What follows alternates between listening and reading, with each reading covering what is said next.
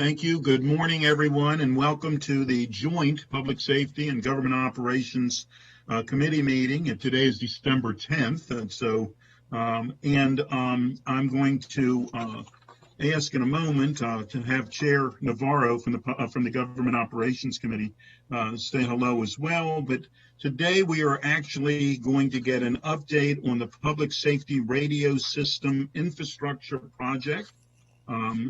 We have gotten updates along the way. This one seems like we're hopefully on the right track, and we'll go through it. We will not have any votes today. This is strictly a briefing. So with that, if I could ask the chair of the Government Operations Committee, Councilmember Navarro, to please speak to us as well. Thank you, Mr. Chairman, and welcome everybody. I would like to thank the Department of Technology Services, our Fire and Rescue Department, our Montgomery County Police Department, all of them, for taking the time out of their busy schedules to come and join us today to brief us on this very important element of our county services. Obviously, we know that in the past we have had some difficulties, and it is really wonderful to be able to see through the packet that things are back on track, that everything is going well, and that is so critical given this unprecedented time. We know that every single aspect of our county government has been strained because of the pandemic, and obviously our public safety system, our emergency systems, etc., are so critical, as right now so many depend on this kind of assistance. And so I want to thank all of you who have been there in the front lines and continue to be in the front lines, and really welcome this update, and know that we're prepared, and that we will continue to be able to respond appropriately in order to save lives. Thank you. Thank you. And unless any of the other committee members have something to say, we're going to start the briefing. Okay. Ms. Frog, would you like to lead us off, and then we'll go from there? Sure. I just wanted to provide a little bit of background. This really hit the council's radar significantly in 2019 when there was a significant system outage over Mother's Day weekend. They had experienced some system disruption that dropped multiple channels on the system, and system users, the people with the radios, experienced over 600, quote, busy signals when they tried to use their radios. And some of those busy signals actually lasted over 2 minutes. Fortunately, there hadn't been any significant public safety incidents at that time. However, had there been, these systems disruptions could have really posed some issues as far as responding for first responders and safety issues. The current system is about 17 years old. It's way past its end of life. It's no longer supported by the vendor. It's difficult to get replacement parts. And actually, some of the technology, there are people that don't even know how to repair it. So this has been in the Public Safety System Modernization CIP, I believe, since 2010-ish. It has suffered delays over those years for various reasons, some of which were staff resources. They just didn't have enough staff to deal with the very significant major overhauls they were doing of different systems, like the computer-aided dispatch over in the ECC. And so it was just a limited resources issue. In 2019, the county executive also was concerned about 2 different tower locations, one at Bretton Woods, one at the ICC in Georgia Avenue, which had received some community pushback on those. If those had been delayed to find different sites, this could have delayed the project for an additional year to 18 months and cost, I believe, an extra $1 million, but I'll have to look that up again. Council stressed how important it was to have this public safety infrastructure in place, both for the residents and the patrons of Montgomery County, as well as the first responders themselves across the entire county. And they really pushed for the original cutover date of December 2020, which the executive did agree to. Since then, the council and the Public Safety Committee have been updated on different aspects of this project, including backup plans in the event of further system disruptions. The Public Safety Committee was last briefed on that in a closed session in September 2019. Since then, DTS has been providing regular updates on the new project's progress, and it stayed on schedule for most of the year. It did have a couple of hiccups over the summer. I'm not sure exactly how related they were to COVID. That is one of my questions. The one at the ICC ran into a physical issue with a lot more backfill dirt from the ICC construction being much deeper than expected, and they needed to drill down 90 feet in order to hit solid bedrock to install those, I'm not sure what they're called, the caissons to support the tower. Caissons. And while this had some unanticipated construction costs, they were borne by the state since that is a state tower. The vendor also ran into a separate challenge at the Bethesda site in August when there was actually too much antenna radiation for the vendor to climb up the tower and install the microwave dish that they needed. So that took a lot of coordination with the vendors, and the FCC, I believe, got involved, and the different vendors that were on that tower, and they had to all power down their equipment so that that dish could be installed. I do want to stress at this point, even due to these unanticipated challenges, the RSP project has stayed on budget. There is a 3-phase cutover process, which is due to begin, I believe, January 4th. And Mike Knuckle or other people in DTS do have a PowerPoint presentation, and I'd like to turn it over to them if the committees are so inclined. Yes, thank you. Please, I did want to introduce who is here. Sure. Mike Knuckle, who's the Program Director of Public Safety System Modernization Department of Technology Services, and from DTS. We have Division Chief John Kinsley, the Operations Montgomery County Fire and Rescue Services. Assistant Chief Mike Baltrotsky, Technology Services from Montgomery County Fire and Rescue, and Lieutenant Ian Clark, Montgomery County Police Department. And we're also very pleased to have Dr. Costas Torregas join us as well from the County Council staff. So if I've missed anybody, and I'm sure I mispronounced your name, I see Jerry Adcock is here as well. If I mispronounced anybody's name, let me say I'm sorry about that, but please begin your presentation. All right, thank you. Good morning, everyone. I wanted to show you this tower first. I'm standing in front of the Black Rock new tower that was constructed and built. And this is, I think, an example.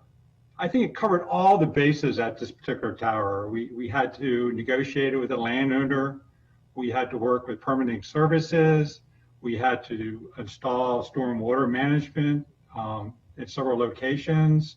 We had to work with PEPCO to get right-of-way access, which took forever, but we finally at the very end of it.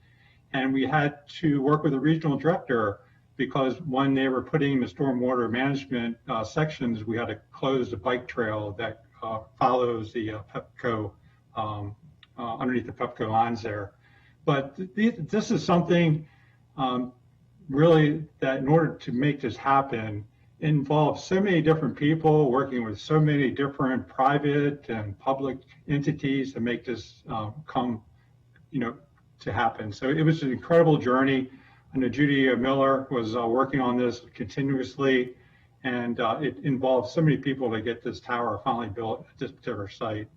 And as Susan mentioned, the other tower that caused us some grief was the Bethesda tower. It took us 3 tries to get that final dish up to the very top. It was about 650 feet. And again, involved working with the FCC, involved working with the tower owner, working with all of the folks on the tower, like ION, the television station. And working all together, we were able to solve the problem and get the tower crew up there. And just to think about it, when they were coming on, it was back in November the 3rd, to actually get the dish installed. And if you remember that weekend, we had some of the highest winds here in Montgomery County. And as you know, you can't climb a tower when there's high winds. And there were still winds going on Monday, so we thought we'd have to reschedule again. But lo and behold, around Tuesday, around 9 o'clock, the wind subsided. The tower crew climbed up the tower to the 650-foot level. It takes them about an hour and a half to climb that distance. And they were able to install the final dish over 4 days. So it was, again, just a collaborative effort, multiple people to really get this system where it's at today. So it's a tremendous job. I've told the folks all along that we're running a marathon. The sprinters have dropped out long ago, and we're still running, and hopefully we'll cross the finish line here very shortly. So with that, On the 16th of November, we started the coverage testing.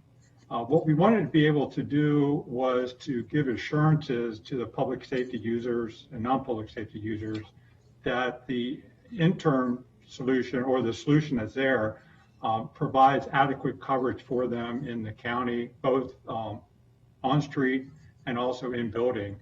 And again, this is interim. We're going to do another fuller test in May when the leaves are on the trees.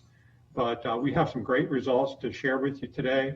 And Susan, if you could bring that presentation up. Jerry will kind of walk you through what we've done in order to get the testing completed, what some of the initial results are from that testing. And then we'll kind of walk us through what the steps are in order to get us fully converted and fully transitioned over to the new system. Great. We can go to the next slide would be good, please. There we go. Many of you might recall that we had the entire system broken up into zones for coverage. That deep red zone, zone 1 there, is basically, if you look at the pattern, that is 270, 495, and going up 29. It goes up to about as far as Burtonsville and on 29, and then up to Shady Grove Road. And this was to have a concentrated area of where the most coverage needed, the most levels of interference, if you will, that we could get from in-building situations occurred. And then on each side of that, the zones would change a little bit. And we have this dB loss that we talk about, which is how much loss you would recognize in a building based on the number of buildings, concentrations, et cetera. So with all the growth that's going on in the county in the last 20 years, you can see how that can really impact with buildings and make a difference. So these were the coverage zones. And if you look at this map, the purple zone that's all around is the area, the buffer area. It's a 3-mile buffer outside the county that we actually made sure the coverage was extending. And this is mostly if we were doing mutual aid coverage between the different agencies that we abut. So we needed to make sure that we could actually talk there decently on our radio system. If I can get the next slide, please. This is the map. It's broken up in grids here, and the grids show each one of these grids is about a half mile by half mile. And we had like 3,100 something grids to test here. And in doing so, we were able to verify that the coverage was existing on all these locations. And we did a pass-fail. A pass, if you recall, we've talked about having 95% coverage in the county. And of that, it had to be at a what they called a delivered audio quality, or DAQ, of 3.4. This is a very tight standard. It's an industry standard for good quality where you don't have repetition of transmissions, very minimum interference at all, distortion at least on the lines in communication there. And the ability here is that we could talk out here on all these grid locations all throughout. Now you see a few areas that are marked with a red, and these are areas that were not 3.4, but yet they were still passing because we could still hear, but it was not the 3.4 standard. So we noted them in red, that is, they were areas that didn't pass the 3.4 DAQ. Of the sites that passed through this, we had a 98.76% pass rate, which well exceeded the 95% we were looking for. You'll see some areas that are in white up here on some of these grids throughout the county. These are kind of like getting into somebody's farm field where we'd have to figure out some way to get in there, but we're still not sure we can get to some of these because of the type of terrain that it is. It might be a pond out there. It might be some of the lakes that are around the area there, Seneca, et cetera, excuse me, et cetera. So these are areas that we're trying to figure out. And we got into a lot of these on the last couple of days of testing by the Fire Rescue Service was able to provide a off-road utility vehicle to get in a bunch of these and test. And it was just showing that how quality of the signal was in all these areas around the county. And the fact that we were able to get such high quality results, I was impressed, and that takes a lot sometimes, but I was impressed with the fact that we got a 98.7% coverage in the county with this system, this new system. Next slide, please. Oh, go ahead, Mike. Also, I was going to add here too that the team again once again showed how creative and innovative they are. Given the COVID-19 restrictions, The normal process that they would use to go out to test these various grids, we had to modify that greatly. So we wanted to make sure that individuals were in the vehicles. There was only 2 in the vehicle. We basically had to have like a chase vehicle with the Montgomery County folks following the contractor through these various grids.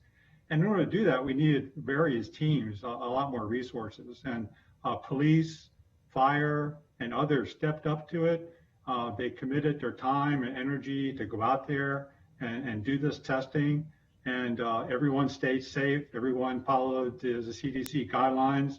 But again, this is one of the things that the team continually does is make sure that they get through any obstacles. And we were able to get through this and get the testing completed. So again, a great job by all the folks that participated and helped out. Yes, thank you, Mike. The police, fire, rescue, and corrections folks that were all involved with the testing, ensuring that we could get out there, ensuring that we were operating safely according, with all the issues that we do have with COVID. And they were wearing masks and staying separated even in the vehicles. So, and running 2 vehicles allowed us to have even greater separation as we went around. And that made it fun with having that, but certainly we got through it. And they did a phenomenal job with this. And their willingness to participate and definitely seeing that this system is working was really fantastic. During this coverage testing, we also did some numerous buildings to make sure that they also had the coverage that we needed, such as the EOB, COB, the hospital emergency rooms, the corrections facilities, the police districts, that we had the coverage in there that we needed for if people are with, citizens or having to do radio communications back to their offices, whatever.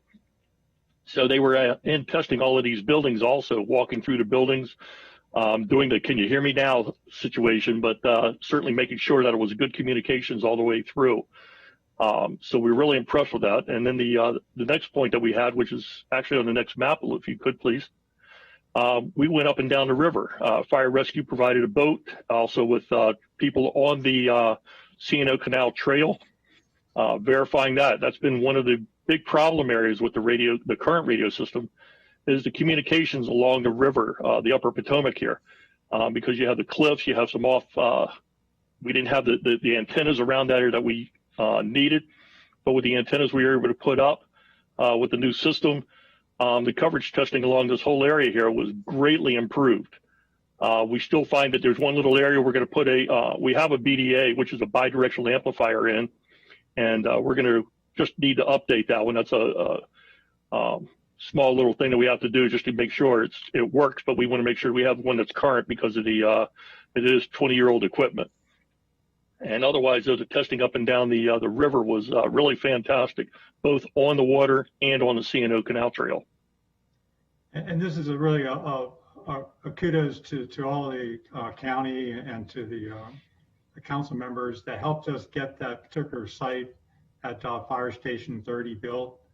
There was a lot of some citizen opposition to that particular site, but we were able to move through it, get the tower built, and that greatly, along with the other sites of the new system, really have increased the coverage for that river area.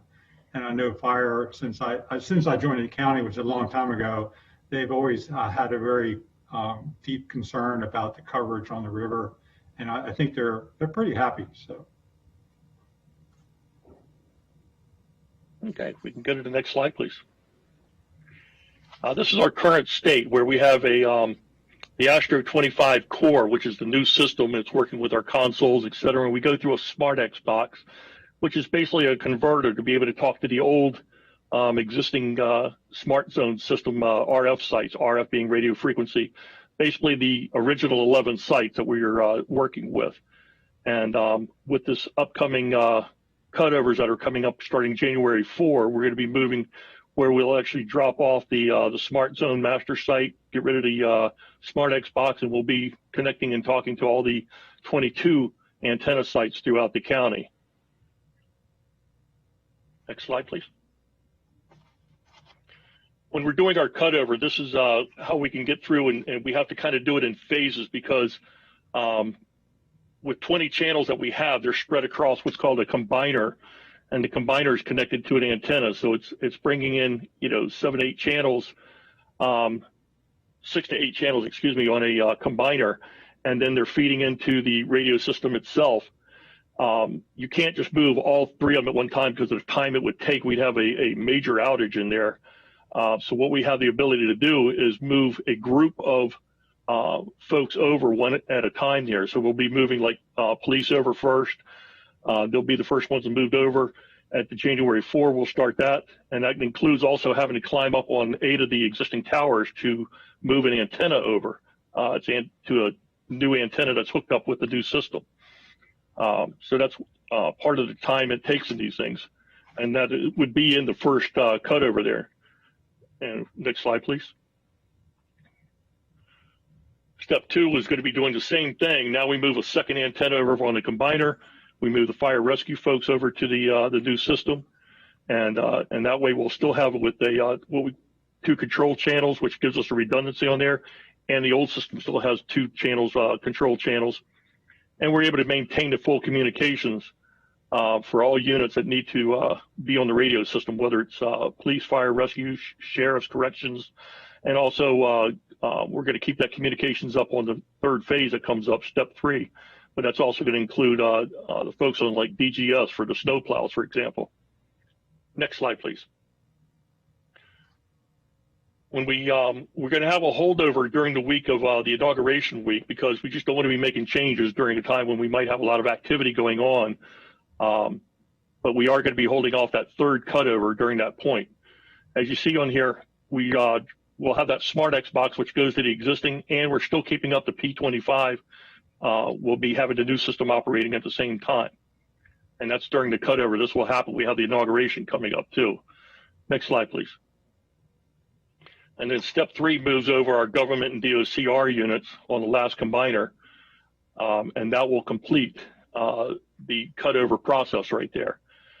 We are planned as of after the January 4 cutover to have a short kind of go, no go meeting. Is everything good? Everything's, stable? We can move to the next step here on step 2, and we'll do that again after step 2, make sure everything's good, and then we can, after the inauguration, we'll move to step 3. Next slide, please. And this would be our final state. It would be where we have the Astro 25 core. You see that we do not have the Smart Xbox or the old Smart Zone system anymore, and that green circle is indicating what would be the 22 antenna sites that will be fully operational on. That will be our final state. Next slide, please. Life after cutover. Is there one? Yeah, I heard there is, but sometimes I wonder, I've been on this thing for almost 8 years on this project, so it's hard to say, but the old equipment decommissioning, this will be the next thing. We have to pull out all the old equipment. I already actually, believe it or not, I have a few agencies that are already putting in their dibs for some of our equipment because they still have not cut over. It's around the country, but not just in the area here. We will have the second touch subscriber programming. This means right now, all the subscribers have 2 zones, the old Smart Zone and the new Astro Zone programmed in there. And then what we'll do is we just kind of clean it up by going through and clearing out the old Smart Zone programming listing that's in all the radios. And then we'll do the full foliage coverage testing in May when we have leaves on the trees.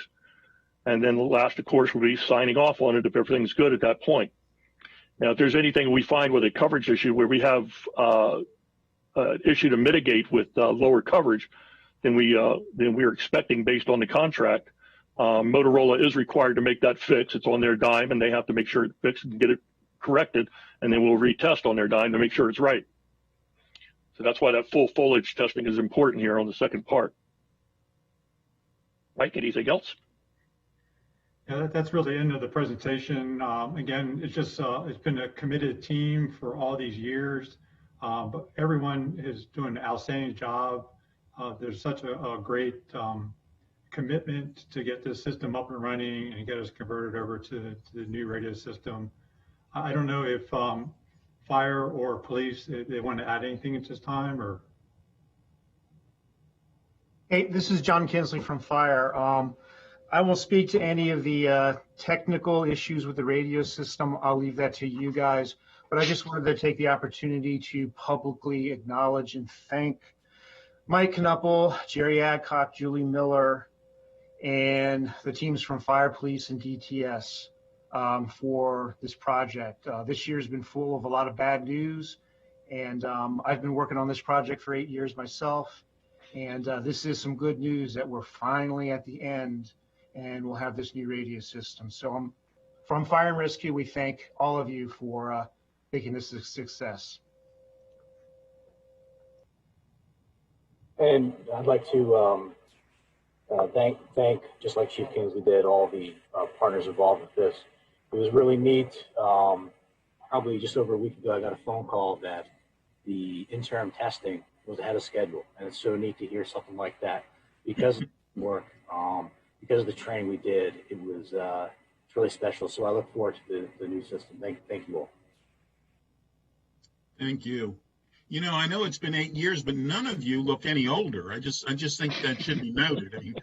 Now, Jerry might have changed a few of his gray hairs over this whole thing, or pulled out a few hairs over this. But first off, thank you all very, very much. And we're going to hear from other members of the on the committees, and first from Councilmember Navarro. But and you did touch on a couple of the questions that, in fact, you answered the questions along. But one of my great concerns is about what happens if this has a failure. And I know we're not supposed to think that it will, but we have to think that it could. And so the one question about the backups, and I guess how long do you keep the old system in place to make sure that the new system is working before any of that changes? How does that work, Jerry? Or Well, Mike, whoever. That's fine. The new system will stay active until the last cutover. At that point, as I referred to, all the antennas being moved over, if we have to move them back at any stage, that's a major undertaking. And so we're trying to, when I say major, I'm talking about we have to climb up 8 antenna sites and move the cables over. It'll also affect coverage again, go back to where we were. And so the key here is really that we've been exercising this system all along.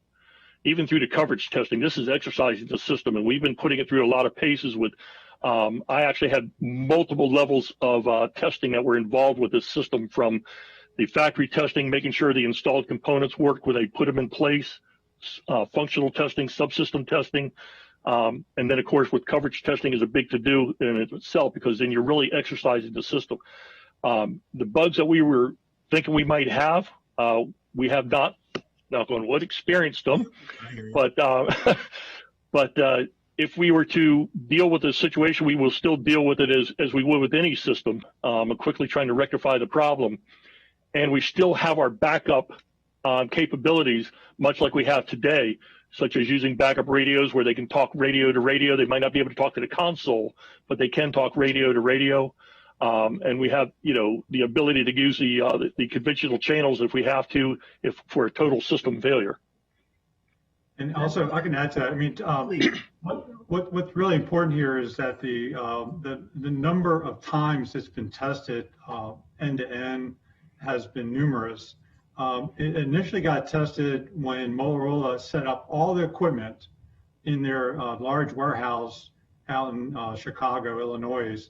And the team went out there and ran it through a huge test script. What happens if we pull this wire from this site? What happens if we knock this site out? How does it recover? How does it react? And basically, all the equipment was there. Everything was working. Everything was to the spec that we were looking for based on the contract. And then they basically put them in a box, and then they send the boxes out to the various sites and hook them up. And to Jerry's point, there was another round of testing once the sites are lit up. Then there's another system integration testing once all the sites and all the equipment have been installed with new towers. So there's been multiple levels of testing, and the team has really felt comfortable that everything that's in place today is very solid. And this is Motorola's really this is their main business, and they know what they're doing. So we feel comfortable, and we'll continue to test. And to Jerry's point, if there is some type of operational issue that comes up after we cover fully, then we're in production mode and we solve that problem and move forward. which is good. And I'm glad to hear that Motorola has been such a good partner with you. But we use cell phones as backups right now. And I asked Susan how much they would cost in order to fund them, to continue to fund them. And right now, it's my understanding we fund the cell phones for only the 6 months of FY21. I believe we need to go and fund those to the end of year FY21, which is $68,000. It's my understanding, and that would be a cheap insurance policy. And then we're going to have to talk about for next year's budget, maybe we should continue to fund them as well. I believe that we learned, and you all certainly lived it much more than we did. You lived it, but we learned that we could have a failure. Now, some of this was because the system was old, but anymore, I mean, you get a technological glitch. So if the other committee members, and they can certainly discuss this as they talk, but if our friends from OMB should please hear me say loudly and clearly that we need that $68,000, especially till the end of the year, and that we need to consider how we're going to go forward with it. I believe that it's the right way to go. And if Mike or Jerry disagree with that, please do so. But that's where I am on this.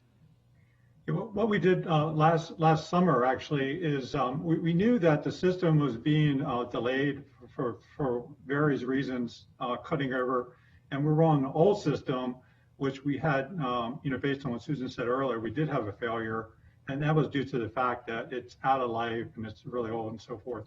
But we went through a whole, basically the worst case scenario, kind of a work session.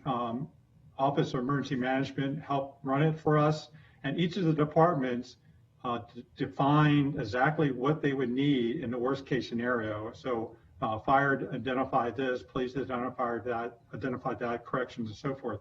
So I think, to your point, we fully support that, and we'll do whatever we can to make sure that happens. Okay, and then the final question that I have is, how long is this system going to last? Well, like most of these systems, they last for about 15 years before you start running into life on them. Excuse me. And that's kind of where you get into these. That we are not at 20 years on a system that actually the technology was developed in the 90s. So we're really at the far end beyond of the current system, but we need to make sure that I would say that we need to make sure, because of the time it takes to do things. I'm hoping that in the future, which I don't know if I'll be here or not, but in the future, when we have to have a new system put in, that I don't see that we could do too much expansion on it as far as like towers, et cetera.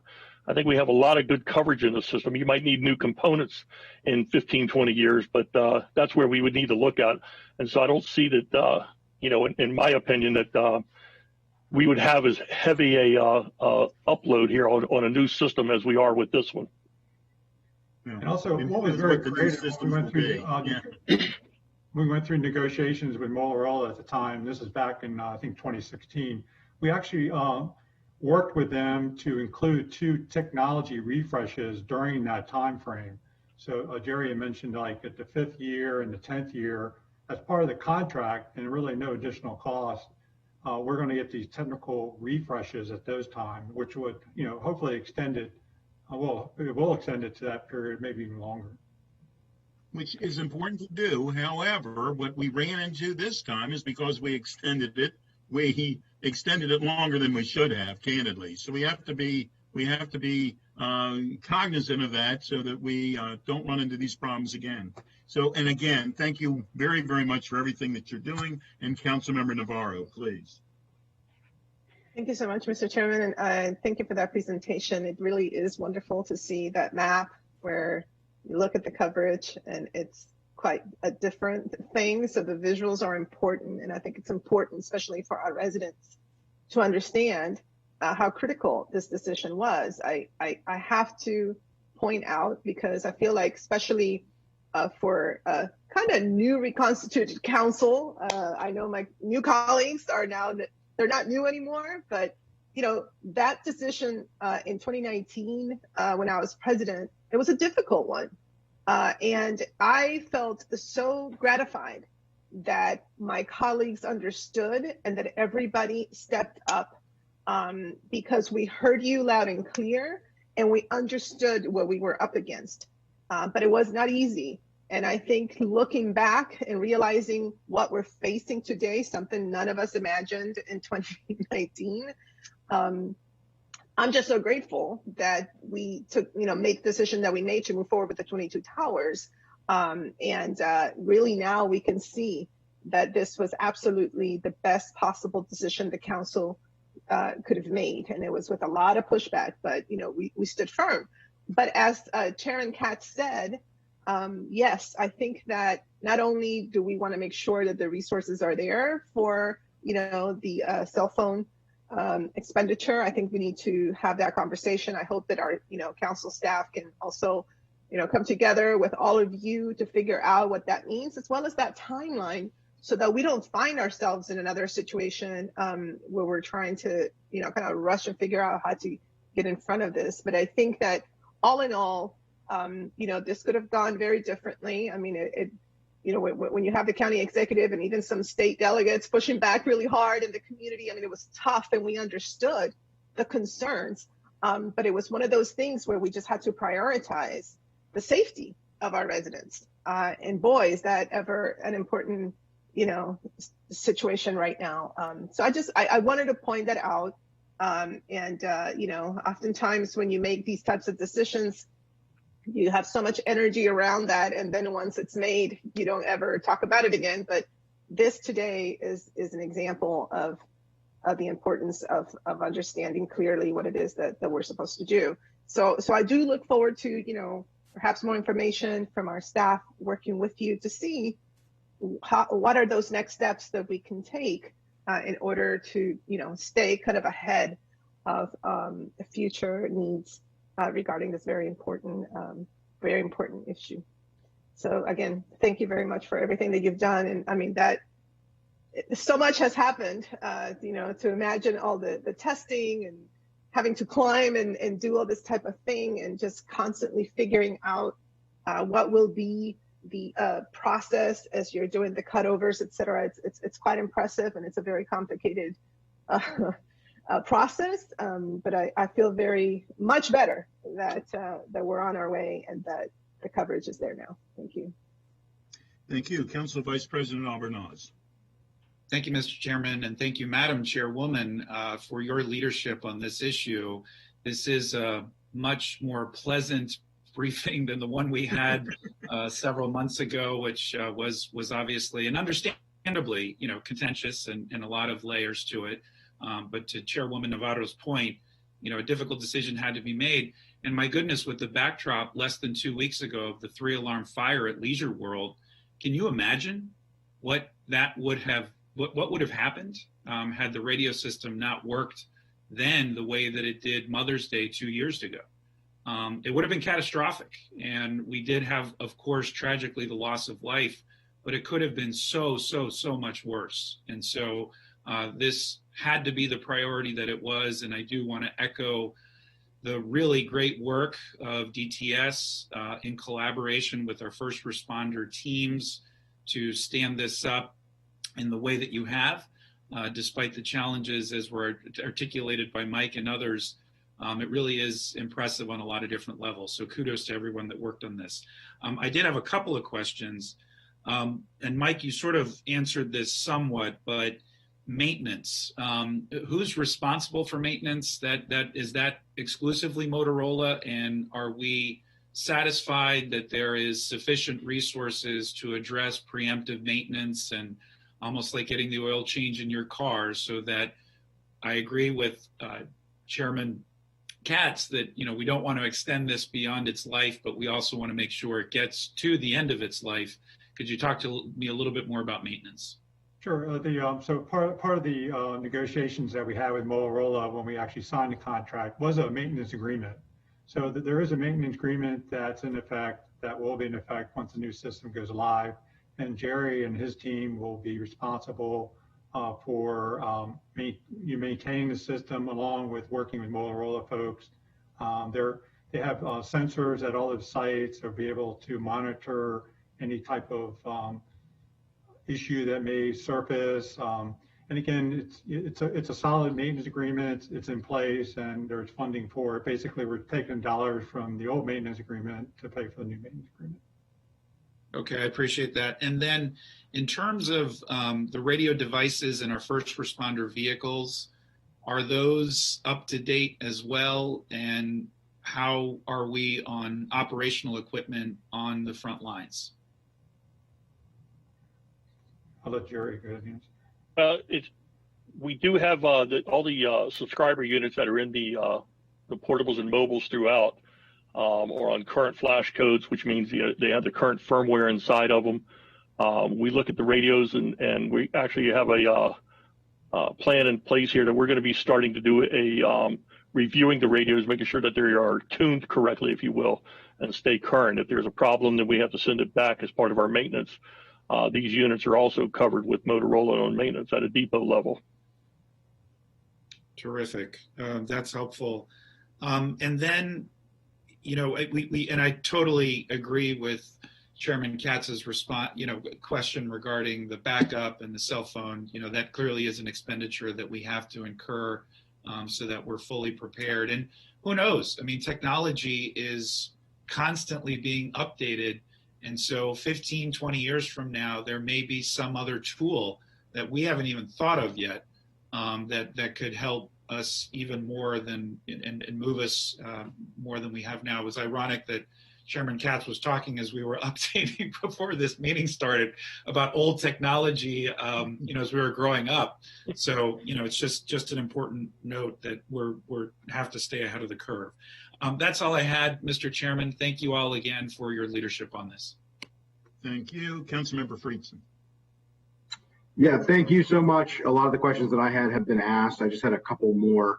The first one, just dovetailing a little bit off of Chair Katz's points. It seems to me, based on the timeline, that in the future about the next system is basically starting now. I mean, as soon as this system is up and running and operational, the plans for what comes next would need to start unless there are changes given the timeline that it took to get this running. So I just wanted to know, what is that plan? What does that look like? When does that aspect start in terms of figuring out what the timeline is for when those efforts would begin, when it's going to be budgeted, when it would come back to this joint committee?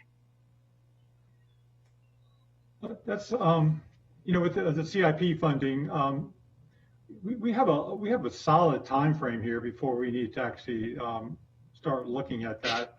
I want to say it's off on the horizon. It's not like we're not going to look at it, but this system's going to be solid for at least another 10 plus years.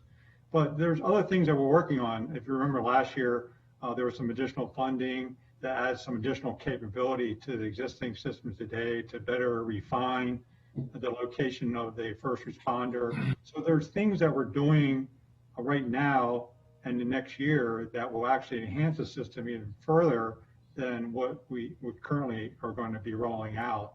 So to your point is we're going to maintain it. We got to look at the life cycle for the radios. We got to look at the life cycle for the various equipment at the sites. We do have those refresh cycles in plan. So at the 5-year mark, at the 10-year mark, we're going to get a refresh of the technologies there. And so the planning's there. I think we just need to keep constant surveillance of it. And as we get closer to kind of the end point, we'll start, putting together more detailed plans on how, and to somebody's point earlier, we don't know what kind of technology will be out there in 10 years, 15 years, but we'll definitely be watching it. And many of the members on this call, or some of the members on the call, were part of the NCR region, and we're always looking at new technology and evaluating it. So I think it's an ongoing evaluation, but this current system is definitely going to be very robust, very solid, and then we'll actually, like I said, add some enhancement to it to make it more robust as we move forward. I don't know, Jerry, you have anything else? Or? No, I don't. Thank you, Mike. Okay. Okay, I appreciate it. I think we all want to avoid the situation that we ran into here. And so as far out in advance as we can plan and budget and everybody get on the same page, we avoid the situations that we ran into. I understand the point that was made earlier that if we avoid adding new sites, that will eliminate a great deal of the challenge and the timing and the obstacles. But still, anytime you're dealing with infrastructure and something as important as literally the way that our first responders can respond and can communicate and can protect themselves and our community, it's something that we should be prioritizing above just about anything else that we do. So, okay, last question. I was out over the summer and I believe August with our amazing swift water rescue teams on the Potomac River as part of my district. I just wanted to get a sense. You mentioned the reliability of this new system. It's really relieving to hear, based on all the challenges that we've had, that this is going to be such a dramatic improvement from where we were, and we won't have to, with bubble gum and duct tape, it feels like, address what is so important. I just wanted to get a sense, what that was going to look like on the river itself. We've had some tragedies on the other side of the river with our residents as well over the years and even recently. And I just wanted to get a sense for how is this system going to work on the river itself. Yeah, I don't know if you saw earlier, there was a slide that actually showed points along the river that the river rescue folks actually took readings about the strength of the signal at that particular location. We also ran up and down the river, doing kind of a more detailed scan of the river. And I don't know if Mike Petrowski or Dallas, you want to add anything to that? Or I think the results were very positive. There was maybe a little bit of interference. We need to do some work with some of the BDAs in one location, but overall it was very positive. But we think, with any pockets, kind of dead spots or pockets that need to be worked out, you think that with some tweaking that this system will be able to have full coverage? I do. He was down there. Yeah, I believe so. Yeah. Okay, great. Well, thank you for all the work that you've done. I know this has not been a pretty process or an easy effort for a lot of different reasons, but I think we're finally getting to a much better place. I think residents should feel much safer when this new system comes into place and should feel much better. I think our first responders should feel much more secure that they can actually communicate with one another and keep each other safe to be able to keep us safe. And so very grateful for that and grateful for them, and look forward to the regular maintenance, the regular process as we move forward to make sure that we avoid a situation like the one that we found ourselves here, because a situation like this should never happen, and I hope will never happen again. Thank you. Thank you. President Hucker. Thank you, Mr. Chairman. Let me add my thanks as well to all what my colleagues have said. We're also eager for any kind of good news, and so some of all of our residents are as well. We should probably be broadcasting this whole thing on the council's homepage or something.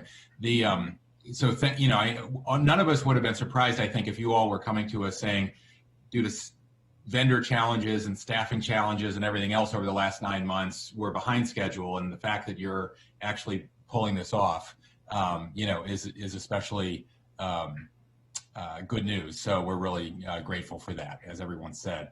And I agree with Chair Navarro that I'm especially proud of the fact that the council, stood up for the recommendations of our first responders and insisted on going in this direction and making this transition and the investment. And I think, all of us are better off for it. I had some of the same questions as the chair and the vice president, and I'm glad to hear about how long the system lasts and what the vendor support looks like. The remaining question I had about in that vein is there any kind of warranty? I'm glad to hear that they support it and it lasts so long, but if it doesn't, are we able to get our money back and not just support or a portion of it? Yeah, there's actually, once we go live and take official acceptance of it, there's a 1-year warranty period on the entire system. and then of course it rolls into maintenance and so forth. So yes, there definitely is a warranty period. Oh yeah, that's part of the whole contract that we wrote up was there's a 1-year warranty on all the equipment, and then after that 1 year we begin the maintenance program. And then after that, if things fail, it's just sort of a breach of contract type argument, right? Well, if it fails during warranty period, much like a maintenance period, they have to fix it. Right, but I meant year 2 or 3 or 4 or 5. Down the road. that's part of maintenance, and it still has a requirement to be operational and an expectation. So it's in the contract that they have to maintain the system. Okay, that's helpful. I'm also, very glad to hear about the improvements on the coverage of the river. You may have said this earlier, but after the cutover occurs, what happens with the current system's infrastructure? We have to decommission. We decommission all the equipment back. That was part of the life after cutover, was the decommissioning of all the equipment.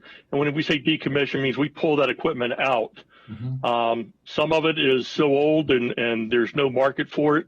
But there are some components that I've had a few inquiries from other Motorola system users that are, throughout the country that are interested in a few parts that we have, because they are hard to obtain. When Fairfax County turned over their system, I went to them and got as much as I could out of them. So I know that there's other people that are looking for that kind of stuff. So we will, we help out with other other agencies that way, because we're all in the same bucket here, trying to make sure we can keep our systems running. And then anything else is stuff that we just pull it out of inventory and take it off the inventory list for the county. Okay, thanks. And then just to close a loop, at an earlier briefing, I was looking over my notes. I know DTS stated that they were in the process of evaluating the best service provider for two-way radios. Have you chosen a service provider? Our service provider on the radios is Motorola. Is it? Okay, fine. That is the two-way radios. Great. All right. I think all the rest of my questions were answered. Thank you again for all your hard work on this. We're all really grateful. Thank you. And we've been joined by Councilmember Raymer, please. Thank you. Sorry, I'm not in my formal attire. I am just this is not my normal committee, so you'll forgive me. Want to join my colleagues first in expressing appreciation to everybody who is making this happen. This has not been a pretty process. I see we have among the public safety officials here, Dallas Lip. Dallas has been through a lot making this work over the last number of years. And I think probably, at least from my vantage point at the council, I think he's done a heroic job in ensuring that we deliver this on time. And I appreciate everybody's involvement. I also just want to particularly express appreciation to Dallas. And I know everyone will join me in that. I had the chance to drive not too long ago on Georgia Avenue, and I drove by the new tower right by 200. I think somebody had it as their Mike Nuppel. I don't know if that's that tower that's in your background or if it's a different one. But it was, it was an affirming experience to see the positive results of all of this there, in the ground, knowing that the community is safer as a result. And as Gabe Albornoz said, the recent incident in Leisure World is an example. Having a reliable system. Of course, this is a county-wide need, but having a reliable system that tower there protects the whole county because we have a better network county-wide, protects Olney, protects Leisure World, and without the actions that we took, this whole network would have been delayed by another year or 2 years. It would have spent a lot more money. The coverage in the river is crucial. Is another key point. We got a lot of resistance around towers in that area. And I want to thank Cindy Katz for joining with me to send the letter to the executive expressing our grave concern about delaying this deployment. It wasn't an easy issue to tackle. It's such a technical issue, but I think we put this issue on the table, and it's been a very positive result, and the council has been very firm. So I'm grateful for where we are today. I do want to ask about a particular issue that I've raised in the past. I don't think we have to necessarily bring it to conclusion today, but that is the matter of encryption. I am concerned that the police radio network would be encrypted. I've raised this issue several times. I'm not getting a clear answer. So I'd like to ask right now, will the police radio be encrypted on this network? I'm not going to answer for that because that's an operational issue. I provide the infrastructure, and that comes from the Department of Police to look at their operations and how that plays in. So you're joined by Lieutenant. Councilman Romer, thank you for asking. There is the capability with the system of having the radio system being encrypted, and it's still in the evaluation phase. So I don't have a solid answer for you at this time, as it's still being evaluated. Thank you. Appreciate that. Well, again, first of all, I just want to say, how important this network is to public safety. We have been through a rocky road over the last year around public safety issues generally. And I also just want to observe this council has been very assertive, fighting to ensure that our first responders have the technology that they need to be safe, to call for backup, to coordinate, and to do everything possible to be, effective in their work, because we want you to be effective. We know you need our support to do that, and we're willing to stand against some community opposition if needed in order to provide you the tools that you need to do your job, because we appreciate what you do. So first and foremost, I want to say, it hasn't been a time necessarily where in public safety they're feeling a lot of love, and I hope you know that part of what made this fight worthwhile was getting you the tools that you need to do your job well. Secondly, I am very concerned about encryption. I just think it's not a good policy. People need to be able to have a view into police radio. I know it's a boutique issue, but it's an important one, and we ought to have a policy as a county that police radio will not be encrypted. Perhaps there is some certain emergency use at a moment. I'm not an expert enough to know if there's a refined approach to this, but as a general matter, people need to be able to monitor police traffic chatter. It's just a basic transparency issue. So I have been asking for a briefing. It could be a joint committee, it could be full council, but I think it's a matter of public policy, and it would be nice to just get a statement out of the county executive or out of the chief that the radio will not be encrypted, and then we could just resolve this issue. I know it's under consideration. It doesn't have to be under consideration. It can just be a fact that we wouldn't encrypt it, and whether there's a capability of there, the capability is one thing, but turning it on is the other. So I would really like to request a policy written, I suppose, from the department. So Lieutenant Clark, if you could please just bring that up with the chief and the county executive and ask them to share with us,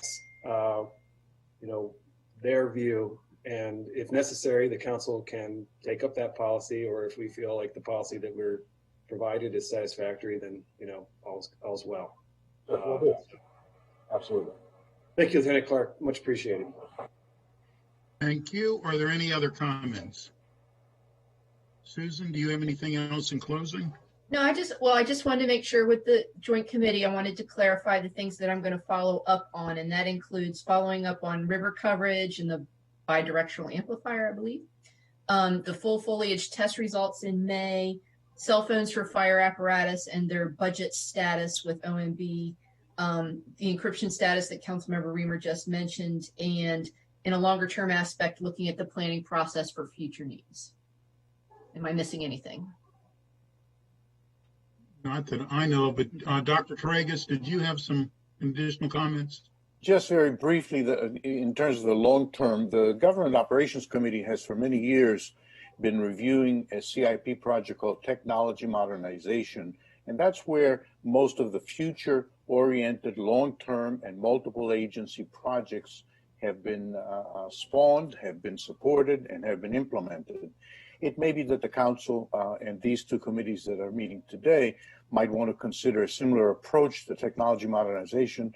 Project in the CIP has been ended last year, and it could very easily be restarted so that we would have the future that the GEO Committee and the Public Safety Committee could be reviewing over time.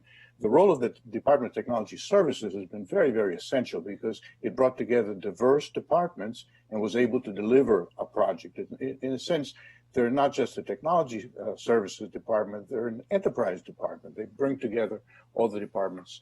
And I think if DTS were to be in agreement to launch again a CIP project, this would go a long way towards meeting some of the concerns that Mr. Frieds and Ms. Navarro mentioned. Thank you. Thank you. Mr. President, I think, please. Can I just, Sure. Yeah, I completely concur with Dr. Torregas in terms of a way forward. I think that we should formally ask to do that. It has worked very well through the GEO Committee, as you know, Mr. Chairman, because you're a member of the GEO Committee too. I think that's a very useful vehicle for this particular effort as well. So if we could follow up on that, I guess, with Ms. Farag and Dr. Torregas to see, something that could be proposed, and then we can all either push or go ahead and just create that. I think that would be great. Thank you. Okay. Anything else? Well, thank you all very much. I can tell you sincerely to the people actually who went out there and did the work, we are extremely pleased. And quite candidly, I think President Hucker mentioned this. This was, or I don't remember if it was President Hucker or not, but somebody else mentioned, this was truly a wonderful thing that has happened. When we first discussed this, I was concerned. I'm going to be very up front here. I was concerned that we were not going to be able to make this time frame. I mean, I thought, my gosh, we've got all kind of issues. But you all, thank goodness, proved me wrong, or at least proved my thoughts that could be wrong. And so we're most appreciative. We know that this is the right way to go. And we sincerely thank you for all your efforts. And with that, we are going to say that this meeting is now adjourned. Thank you very much for being here.